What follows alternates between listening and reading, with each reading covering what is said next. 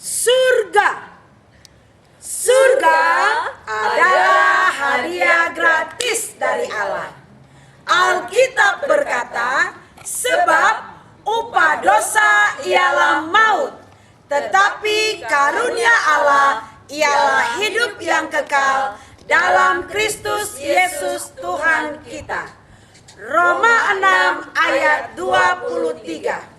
Surga tidak didapat karena kamu berbuat sesuatu atau layak menerimanya. Alkitab berkata, sebab karena kasih karunia kamu diselamatkan oleh iman. Itu bukan hasil usahamu, tetapi pemberian Allah. Itu bukan hasil pekerjaanmu. Jangan ada orang yang memegahkan diri. Efesus 2 ayat 8 dan 9.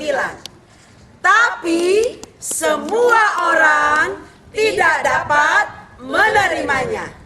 Apakah yang menghalangi kita untuk masuk surga? D.